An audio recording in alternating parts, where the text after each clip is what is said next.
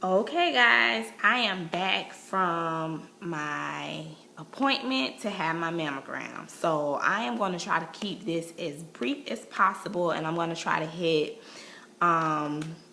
the key points, the things that I think are important and the things that I think that I would like you guys to know. And if there's anything that any questions that you have that I haven't answered, or anything that you want me to address, then please leave your comments or your questions in the comment box below. And as a disclaimer, I just want you to know that I am telling you about my personal experience. In no way am I trying to give you any medical advice. In no way is this a substitution for any advice that you've received from your doctor. In no way, this is not a substitution for you going to see the doctor. This is just me telling you about my personal experience. So that being said, I'm going to tell you about my day and my experience with my mammogram.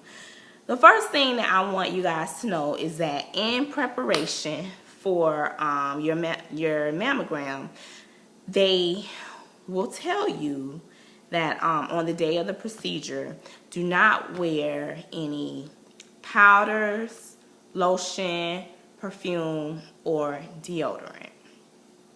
That, I want you to just take hold of that and let it marinate, okay?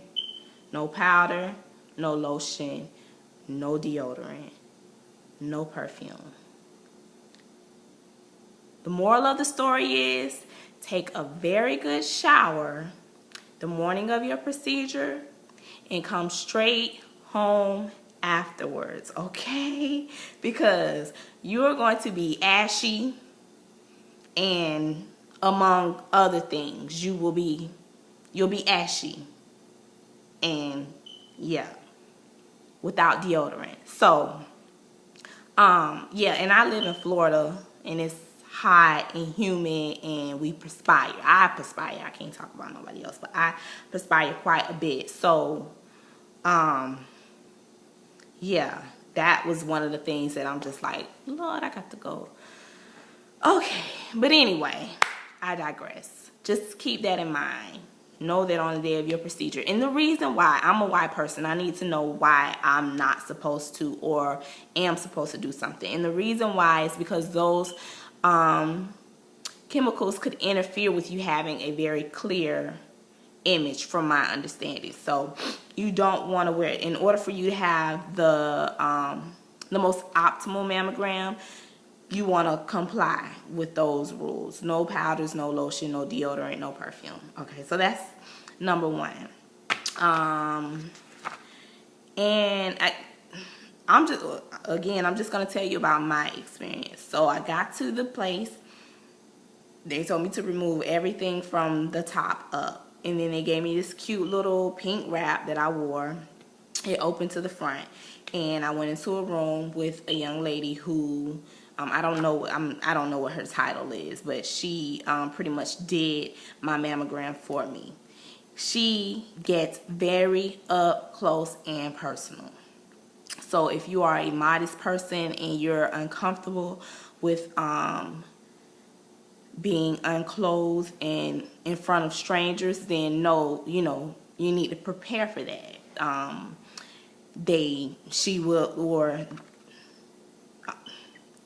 The individual doing the procedure will have to touch you, and again, they have to get very up close and personal.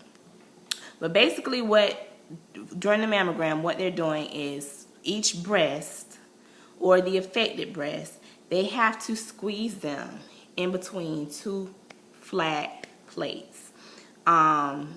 And it's a very, you're in very awkward positions. Most of the time you're standing. Well, I was standing throughout the whole procedure. And you kind of have to maneuver and, turn this way and turn that way so that your breast, so that they can get the best image of your breast. But again, your breast will be flattened between two, and I'm sorry, I don't mean to keep making this like sound, because it doesn't sound like that. It's like a slow, you know, squeeze, and then it'll stop at a certain point. So basically what they do is they will position your breast on the plate, and I don't know what all of the machinery is called, so please forgive me.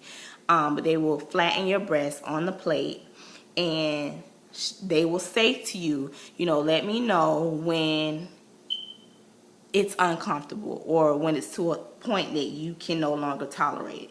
And so it'll slowly compress, and then you say stop when you can't tolerate it anymore. And that's basically it. They do that from several different angles on both sides. Was it painful? It was not painful.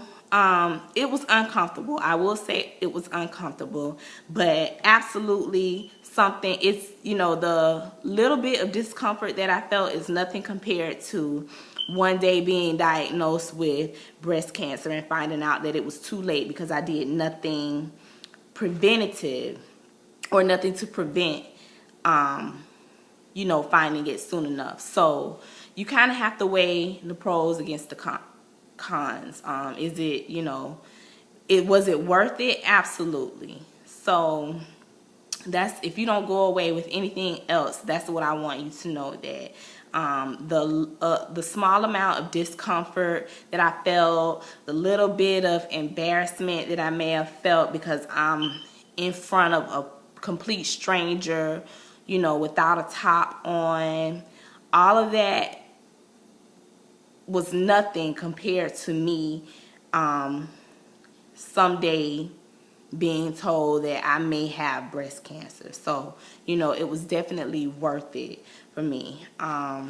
So in all, it was not a bad experience. A little bit uncomfortable, absolutely, but will I do it again? Absolutely. If I need to, I most certainly will. What I want you guys to know is that you really need to stay on top of your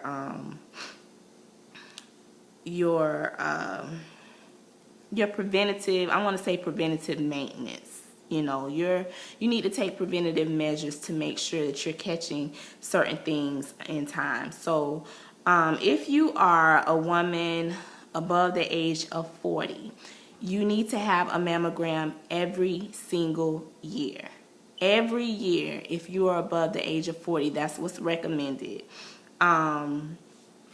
Recommendations for clinical breast exams, which are exams by a medical professional, if I'm not mistaken, are recommended for women between the ages of 20 and 30. And if you're above... Oh, God. Okay. That scared the crap out of me. My TV, I had my TV on pause, and all of a sudden the sound just came on. Y'all, I thought I was gone. Pause. Let me just stop this real quick. Yeah, you know what? After you finish telling me you're wonderful, can we please go? OMG.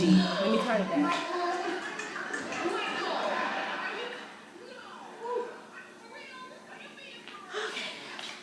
My wife and kids is on. Y'all.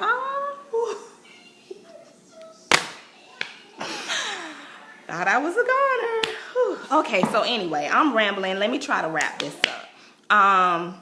If you're above the age of 20, please make sure that you're doing your monthly self-examinations. If you need to know how to do that, I'm not going to include that in this video, but if you need to know how to do that, then I mean, I'll talk you through it. No big deal. Just leave a comment in the comment box. And again, I want to repeat that this is not a substitution for you seeing a doctor. This is not, you know, medical advice. This is not a substitution for medical advice. You need to see a medical professional. Don't go anywhere talking about Mika Stay Fly told me. No, I am just telling you about my personal experience. So I'm gonna wrap it up, try to catch my breath, And I'm probably gonna do, I've been debating whether or not I want to do a makeup tutorial today. I think I'm just gonna go ahead and do it. What the heck, I don't have anything else to do today. I'm just chilling. So makeup tutorial. And I told you I was gonna tell you about my ear spear. I have not forgotten about that. Ear spear and makeup tutorial coming. All right, peace out.